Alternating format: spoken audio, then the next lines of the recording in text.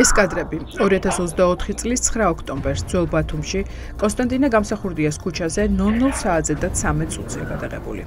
კადრებში კარგად ჩანს, როგორ სასტიკად უსწორდება 34 წლის ნოდარ ბრეკვაძე ახალგაზრდა ქალს, ხელს კრავს და ძირს აკეთებს. ერთ-ერთი ობიექტის ფასადზე დამაგრებულ სათვალთვალო ვიდეოკამერაში გარკვევით ისმის ნოდარ ბრეკვაძის ბინებაც.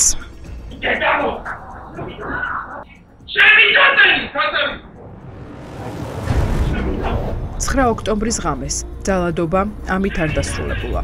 ნოდარ ბრეკვაძემ ქალს, რომელთანაც 2 წლიან პარტნიორულ ურთიერთობაში იყო, რამდენჯერმე დაარტყა და ძირს დააგდო. ამ მასალაში ჩანს, ძირს როგორ ეცემა ახალგაზრდა ქალი და ბრეკვაძე მას გამეტებით ურტყამს.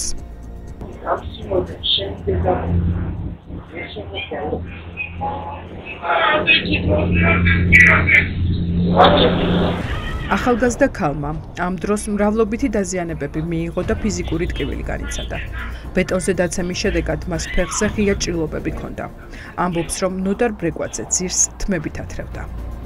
ძლიერად მკრახელი, ისე წამაქცია, რომ ქვაფენილი იყო და თმით მათრევს და მაგ დროს ეს ფეხები პირდაპირ მერტყმევა ამ ქვაფენილებს. კოჭები მქონდა დასისხლიანებული, გადახსნილი, ანუ ძალიან ღრმა ჭრილობა იყო. ბილი მომტყდა, ტუჩი მქონდა მთლიანად გადახსნილი.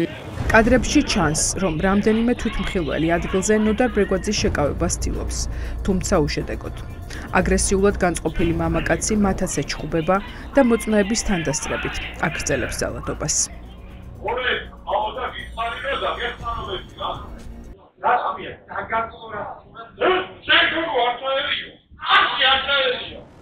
მამაკაცის მიერ ქალზე ძალადობის შესახებ ზარიას 12-ში თვითმხილველებისგან გვიან ღამით შედის. თუმცა პოლიციაში წყვილს მხოლოდ მეორე დილას იბარებენ. მესამე სამმართველოში მისვლამდე ნოდარ ბრეკვაძე ოჯახის ახლობელს ბათუმის ბიზნეს პარტნიორს მიხეილ მალაყმაძეს ურეკავს და დახმარებას თხოვს, რომ საქმე გამოძიებამდე არ მიიყვანონ. ახალგაზრდა ქალს კაცმა სინამდვილის მოყოლა და დაზიანებების გამოჩენა აუკრძალა. აიძულა, რომ სახეზე გაეკეთებია მაკიაჟი, დაეფარებინა ქუდიროს, ჭრილობებიდან ნაცემი არ გამოჩენილიყო, ის რომ მამაკაცის თავისი წინდები მაღალყელიანი ჩაეცვა ფეხზე. ბათუმის პოლიციის შეფი ირაკლი დგებუაძეა. ქალზე ძალადობის ფაქტი მას უნდა მოეკვია. 112-ში შესული ზარების მიუხედავად თვითმხილველების ნაამბობი დგებუაძის დაქვემდებარებულ პირებს არც გადაუმოწმებიათ. შეუძლებელია ასეთი მასშტაბის დანაშაული, როდესაც ბათუმის ქუჩებში ხდება და მოწმეების თვალწინ ქალს რამდენჯერმე სცემენ, პოლიციის შეფის ჩართულობის გარეშე ჩაეფარცხათ. მიიყვანა განყოფილებაში, სადაც და მანამდე ვიღაცას ესაუბრა თავის ახლოს, რომელმაც ასე ვთქვათ, დაკრიშა. დაზარალებულის ადვოკატი გვეუბნება, რომ ბათუმის პოლიციაში საქმე გავლენიანი მფარველების ჩარევის შემდეგ ჩაიფარცხა. შეუძლებელია ეს გადაწყვეტილება რიგითი პოლიციელების დონეზე მიიღოთ და საქმე ბათუმის პოლიციის სამმართველოს უფროსამდე არ მისულიყო. ქალზე სასტიკი ძალადობის საქმეს მოწმეების და კადრების არსებობის მიუხედავად მსვლელობა არ მისცეს. ჟურნალისტი მზია ამაღლობელი კი, რომელმაც პოლიციელს სილა გააწნა, იგივე ხალხმა ციხეში 7 წლიანი მუხლით გაუშვა. დატყვევებული ადამიანი მსხვერპლი და მოძალადეს ერთად ხვდებიან პოლიციის შენობაში, ჯერ პოლიციის უფროსი ესაუბრება, შემდეგ ვიღაც ქალბატონი გამომძიებელი, ყოველგვარი კითხვა-პასუხის რეჟიმის გარეშე თვითონ ადგენს გასაუბრების ოლქს და ეს გასაუბრების ოლქი საქმეში დევს კიდევ ერთხელ მომტკიცებულება, რომ ნახე, მოკლედ ეს იყო შოკი. ირკვევა, რომ ნოდარ ბრეკვაძის მხრიდან ახალგაზრდა ქალის მისამართით ფსიქოლოგიურ ძალადობას სისტემური ხასიათი ჰქონდა. ფიზიკურ დაპირისპირებამდე რამდენიმე დღით ადრე ახალგაზრდა ქალს სიცოცხლის მოსპობისა და მუქარის შემცველი შეტყობინებებიც მიწერა. მოკლავ, არავინ არ ყავს, ვერავინ ვერ გიშველის და მსგავსი სახის ტექსტები აქვს მოწერილი. ამით ყველაფერი არ დასრულებულა. მძიმე დაზიანებების გამო ახალგაზრდა ქალს საავადმყოფოში მისვლა ნოდარ ბრეკვაძემ აუკრძალა. ღია ჭრილობებით მსხვერპლი მოძალადის მკაცრი მეთვალყურეობის ქვეშ დღეების განმავლობაში გაჭირვებით გადაადგილდებოდა. ფეხსაცმელის არ მეცვა, მეცვა ჩუსტები და წინდები მეცვა, იმიტომ რომ სისხლები მდიოდა, ვერ ვიჩერებდი დენას.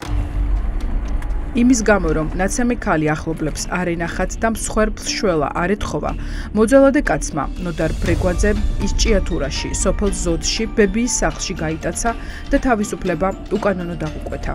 ჭიათურაში ბრეგვაძეს თან ჰქონდა იარაღი და დანა.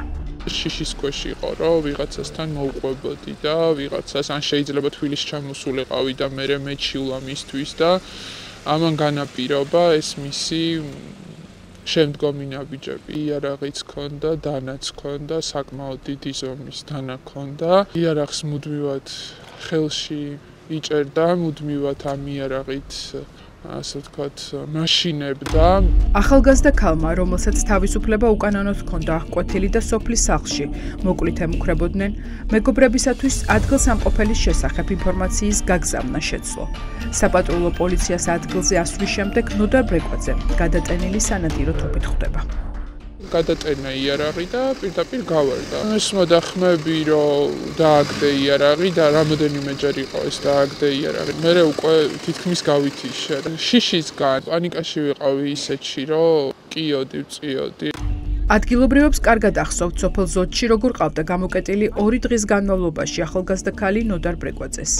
მათივე მტკიცებით ბებიის სახლი იმდენად ძველია, რომ სანადირო თოფს ბრეგვაძის ოჯახის წევრები მიტოვებულ სახლში არ შეინახავდნენ, რაც აჩენს ვარაუდს, რომ მამაკაცი იარაღით ბათუმიდან ჭიათურის მიმართულებით სავარაუდოდ უკანონოდ გადაადგილდებოდა.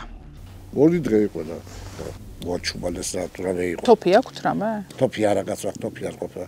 აქ თოფს ვიდატოვებს აქ თოფს. მიტოვებული სახლია, თოფს ეკრაუდა. ანუ თანატარებდა, ესე გამოდის? ღამე დაურეკია ამ გოგოსა, რავი, იძალადაო, რავი, რა ქნა არ ვიციო და ეს პოლიციელები რომ მოსულან დაუწყია ამ ბიჭს საყვირილი. სახლში ინახება თოფი? არა, ამ სახლში მინდა თოფი რო იყოს გატეხავენ წაიღებდნენ. პოლიციაზე განხორციელებული შეერაღებული მუქარისა და წინააღმდეგობის გაწევის გამო ნოდარ ბრეგვაძეს შემთხვევის ადგილზე არავის დაუკავებია. არ დააკავეს, უბრალოდ მე წამიყვანეს, გამარიდეს ამ ადგილს, სასწრაფომ გამიკეთა დიაზეპამი, ვიყავი გათიშულ მდგომარეობაში, აი იძულების წესით მითხრეს, რომ უნდა მჯდარიყავი. ადამიანს თვითონ სამართალდამცავები პოულობენ ჩაკეტილ ოთახში, პოულობენ აი ესეთ მდგომარეობაში და ნაცვლად იმისა, რომ პირველი რაც უნდა გაიგო სასწრაფო შემდეგ მოხდარიყო მისი გადაყვანა, საავადმყოფოში მოხდარიყო ამ ჭრილობების დამუშავება, ნაცვლად ამისა მას მთელი ღამის განმავლობაში და მეორე დღე კიდევ მთელი დღე მას არც საავადმყოფოში წასვლის საშუალებას აძლევენ, არც წამლის მიღების საშუალება აქვს. ვინ დარეკა ჭიათურის პოლიციაში, ვისი ზარის დახმარებითაც მოძალადე მამაკაცი, რომელიც პოლიციას იარაღით ემუქრებოდა, არც დააკავეს და პირიქით პოლიციის განყოფილებაში მსხვერპლი ტერორის ქვეშ ამყოფეს. შაბათის ეთერის ინფორმაციით, ძალადობაში ბრალდებულის გავლენიანმა მამამ საქმეში პოლიციის მაღალჩინოსნები ჩართო. როგორ არ წარუდგინეთ ადამიანს შესაბამისი ბრალი, როდესაც ის იარაღით ცდილობდა მოგერიებას. იარაღით ცდილობდა პოლიციისათვის წინააღმდეგობის გაწევას. ბატონო პოლიციელო, საქმეზე რო არ მიშვებ, თქვენ რა საკეთებ? გაყოვნებთ, იმიტომ რომ გესაუბრებთ მნიშვნელოვან საქმეს. არა ადამიანურ პირობებში, რატომ მიმდინარეობდა ადამიანის გამოკითხვა? გომელაურმა დარეკა მამაცაშვილის თხოვნით. როდესაც მოწმეებს კითხავენ, თქვენთან აწამებენ, მაინტერესებს. ზემოდან რეკავენ, რომ დამნაშავეებს ხელი დააფარონ გამომძიებლებმა. ქალის გამოკითხვა ჭიათურაში დასრულებული არ იყო, რომ თბილისისკენ მიმავალს შეხვედრა ნოდარ ბრეგვაძის მამამ ზვიად ბრეგვაძემ დაუთქვა. ქალს პოლიციიდან საჩივრის გამოტანა მოსთხოვეს. ბრეგვაძის მამამ დაზარალებულთან გავლენიან სამეგობროზე ილაპარაკა და უთხრა, რომ მიშვილს მაინც ვერ დაიჭერდნენ. მახსოვს ეს უჩა მამაცაშვილი, რომელიც რამოდენიმეჯერ გაიმეორა. და ასევე იური ნოზაძე. დაიწყო საუბარი იმაზე, რომ მისი შვილი ციხეში არ წავიდოდა, ყველგან თბილისშიც, ჭიათურაშიც, ყველგან მიუწვდება ხელი და აქვს გარკვეული კავშირები. ინტერვიუში დასახელებული უჩა მამაცაშვილი ბიძინა ივანიშვილის დეიდაშვილია. იური ნოზაძე კი სოფლის მეურნეობის მინისტრის მოადგილე. მისი ცოლი ლენა მამაცაშვილი ასევე ივანიშვილის დეიდაშვილია. ნოდარსაც ჰქონდა ჩემთან ეს გვარი დასახელები, რამოდენიმეჯერ ეს მამაცაშვილი ახსენა, რომ მამამისი საკმაოდ ახლო მეგობარი იყო, ერთად ქეიფობდნენ. მოძალადე ნოდარ ბრეგვაძის მამა, თავად ქართული ოცნების სპონსორია. მის სოციალურ ქსელში გავრცელებული ფოტოებით დგინდება, რომ ის ბიძინა ივანიშვილის ოჯახთან დაახლოვებული პირია.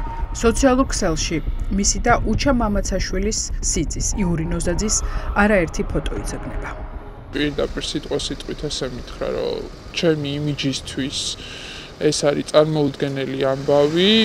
ბრალი თავდაპირველად ნოდარ ბრეგვაძეს მუქარის მუხლით წაუყენეს, მოგვიანებით მას 126-ის პირველი ნაწილიც დაემატა. შაბათის ეთერის ინფორმაციით, ბრეგვაძის მამის თხოვნით ჭიათურის პოლიციაში საქმის ჩაფარცხვას პირადად ვახტანგ გომელაური აკონტროლებდა. უჩა მამაცაშვილთან თქვენი მეგობრობა ხელშეუხებლობის გარანტიაა? თქვენ შვილს როგორ არ შეუფარდეს ბრალი შესაბამისად გომელაურს დაარეკინეთ? გომელაურმა ჩააწყო საქმე, თქვენი შვილი გირაოთი როგორ გამოვიდა ძიმე ბრალდების ფონზე. რამდენი 1000 ლარი დახარჯეთ ქართული ოცნების წინასაარჩევნო კამპანიისთვის? ავტორიტეტი შეგელახებათ ამის შემდეგ რას ფიქრობთ? ქალის გატაცებაში და სიცოცხლის მოსპობის მუქარაში მხილებული პირი 10000 ლარიანი გირაოთი გაათავისუფლეს. ეს გადაწყვეტილება კი საჩხერის რაიონული სასამართლოს მოსამართლემ ივანე ყიფიანმა მიიღო. ამ ადამიანს ბრალი რო სხვა მუხლებით არ წარდგენოდა, დაგირეკეს ზემოდან? ზემოდან ვის გულეს ხმამთვის უნდა. გომელაურმა მამაცაშვილის დავალებით. ეს საქმის პროკურორი დავით ნატრიაშვილია. ჩვენ მას ვკითხეთ, როგორ აღმოჩნდა მძიმე დანაშაულში მხილებული პირი თავისუფლებაზე, როდესაც მისი გავლენების გამოყენებით არსებობს მოწმეებზე ზემოქმედების და მსხვერპლზე განმეორებითი ანგარიშწორების საფრთხე. სოფელ ზოჩი, როდესაც შევიდა ამ ადამიანის მიერ გადაგზავნილი ლოკაციის საფუძველზე. რა მდგომარეობაში ნახა ბატონი ნოდარ ბრეგვაძე პოლიციამ? ალბათ ამის შესახებაც ინფორმირებული ხართ. გამოვიდა იარაღის მუქარით? არა. არა, იარაღი დააგდო პოლიციამ არ უთხრა? პოლიციელო ასეთი მსგავსი ფაქტობრივი გარემოება საქმის მასალებიდან არ დგინდება. ფაქტობრივი გარემოებები მე მიჩნდება გონივრულია ჭირო, რომ თქვენ არასწორი შემადგენლობით იცით, იქიდან გამომდინარე, რომ ამ ადამიანს უკანონო იარაღი ჰქონდა სახლში, არ იყო ეს იარაღი გაფორმებული, აშინებდა სიცოცხლის მოსპობით, დღეების განმავლობაში ქალბატონს საქმის მასალები? თავად ქალბატონის მონათხრობი. პროკურორს პირველად ჩვენგან ესმის, რომ დანაშაულის ადგილზე მოძალადე მამაკაცი პოლიციას იარაღი დახვდა. რჩება განცდა, რომ იარაღი საქმის მასალებიდან სავარაუდოდ პოლიციამ თავად გააქრო.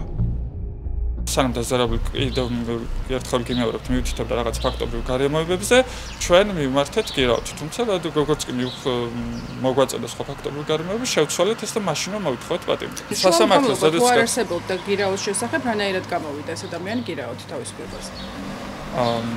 შაბათის ეთერს საქართველოს პროკურატურამ უთხრა, რომ ბრალდებულისათვის პროკურორი პატიმრობის შეფარდებას ითხოვდა, თუმცა მოსამართლემ 10000 ლარიანი გირაოთი გაათავისუფლა.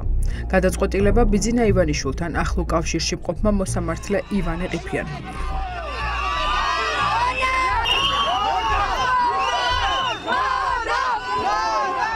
აი ამ ბატონმა, რომლის კადრიც მოსამართლეთა ქეიფიდან ისტორიას შემორჩა. კლანის ბოსების ქეიფიდან გამოსულ მოსამართლე ივანე ყიფიანს მოქალაქეებმა მანქანაში ჩაჯდომის საშუალება არ მისცეს და კვერცხები მაშინ დაუშინეს. საბოლოოდ პოლიციელების დახმარებით პროტესტის ფონზე დატოვა ტერიტორია საკუთარი მანქანით, სადაც აქციის მონაწილეებმა საპროტესტო პლაკატიც დაუტოვეს წარწერით თავისუფლება რეჟიმის ტყვეებს გადადგნენ კორუმპირებული მოსამართლეები. მოსამართლე ივანე ყიფიანს, რომელმაც ქალის ცემა, გატაცება და ძალადობა 10000 ლარიანი გირაოთი შეაფასა, ჩვენ საჩხერეში ჩავაკითხეთ. წესით მან უნდა ახსნას ამ წარმოუდგენელი გადაწყვეტილების მიღების დროს, რას ეყრდნობოდა. ბატონო ივანეს რო დავისწრებო. ბატონო ივანე, გელოდებით და შეიძლება რომ ყურადღება მომაქციოთ? აი 2 წუთს წაგართმევთ ბოდიში გიხდით, ვიცი რომ ძალიან დაკავებული ხართ. დღეს საჩხერის რაიონულ სასამართლოში ერთი მოსამართლე ივანე ყიფიანი სამოქალაქო ადმინისტრაციულ და სისხლის სამართლის საქმეებს ერთმანეთის მიყოლებით განიხილავს. როდესაც შეამჩნია, რომ ჩვენ მასთან სტუმრად ჩავედით, მანდატურებს მსჯავრდებულებისათვის განკუთვნილი კარი გაახსნებინა და სხდომათა დარბაზიდან გასასვლელი უკან აგზით. მანდატური პაატას მანქანით გაიპარა. შენობა არ ვიყვანე სიგნალიზაციაზე. უკან გამოვიდა, საიდანაც პატიმრები გამოდიან, მაგას მეუბნები? შეიძლება იქიდან გამოვიდა. მივდივართ წარს. ანუ შეეშინდა ბატონ მოსამართლეს ჩვენი შაბათის ეთერის და გაიპარა საეუკოცის გავსასვლელიდან. არა. შიშიო ხერია ბატონო პაატა. ივანე ყიფიანთან მძიმე გადაწყვეტილებაზე სასაუბროთ ჩვენ რამდენჯერმე ვცადეთ დაკავშირება, თუმცა სატელეფონო ზარებზე არ გვიპასუხა.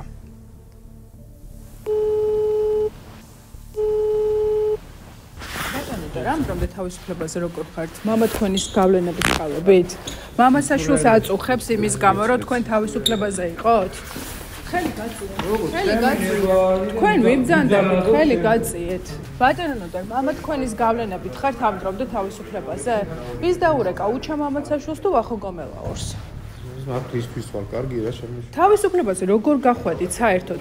გირაუში ვამდგომობა პროკურატურასაც კი არ დაუყენებია და თქვენ თავისუფლებაზე როგორ გაგიშვათ ყიფიანმა მოსამართლემ? რეებს მეკითხებით. საქმის მასალებს გეკითხებით, რა რეებს გეკითხებით? ეს კადრები ჩვენ საჩხერის სასამართლოში 19 თებერვალს გადავიღეთ, სადაც უკვე ქალზე ძალადობის საქმეს მოსამართლე ყიფიანის შემდეგ მოსამართლე ნიკოლოზ ვარაზაშვილი განიხილავდა. ბრეგვაძე პროცესზე დაცვასთან და მამის ბიზნეს პარტნიორთან ილო მალათიძესთან ერთად მივიდა.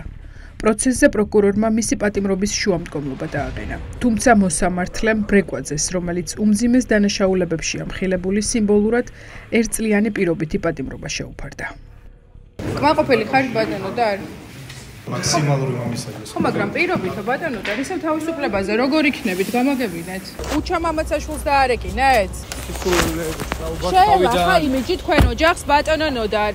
გამოძიებით ასევე დგინდება, რომ ნოდარ ბრეგვაძე ახალგაზრდა ქალს აშანტაჟებდა, ფულს ზალავდა და ასევე საკუთარ მობილურ ტელეფონში დაზარალებულის პირადი ცხოვრების ამსახველი, ინტიმური შინაარსის ვიდეო მასალას აგროვებდა, რომელსაც სავარაუდოდ ბრეგვაძე სხვადასხვა მისამართებზე აგზავნიდა. ეს კიდევ ერთი გამოძიების დაწყების მოტივია, რომელიც კოკა კაციტაძის ბიურომ უნდა მოიკვლიოს.